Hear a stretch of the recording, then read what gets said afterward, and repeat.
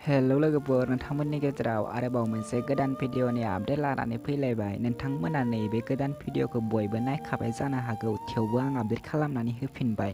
बे भिडिअखौ जोबजासिम नाय, होनब्लासो मिथिगोन दि दिनैनि नैबे गोदान भिडिअखौ बबे चेनेलाव होदों।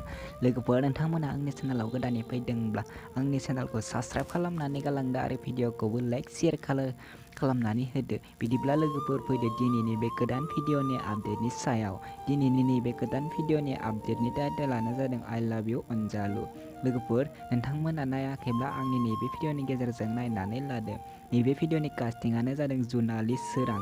लोगोफोर, नोंथांमोना बे भिडिअखौ नायनो थाखाय बिथांमोननि इउटुब चेनेलाव थांनो नांगोन। नैबे भिडिअनि आर्टिस्टफोरानो जादों माया, पुजा, प्रिया, संगिना आरो नैबे भिडिअनि मेथाइखौ रोजाबदों जुलि ब्रह्म आरो नैबे भिडिअनि सुरुग्राफियानो जादों बिदियन बरगयारि। लोगोफोर, नैबे भिडिअआ जोबोरैनो मोजां जादों। बिथांमोना नैबे भिडिअखौ अलरेडि फुल आपल'ड खालामनानै होखाबाय। नोंथांमोना बिथांमोननि जुलि ब्रह्म प्रडाक्सन इउटुब चेनेलाव थांनानै नैबे गोदान मिउजिक भिडिअखौ नायहैदो आरो बिथांमोननि इउटुब चेनेलखौ साबस्क्राइब खालामनानै होदो। बिदिब्ला लोगोफोर, दिनैनि बे गोदान भिडिअनि गुसुं आपडेटआ बेखिनियानोसै। आंनि चेनेलखौ साबस्क्राइब खालामनानै गालांदो।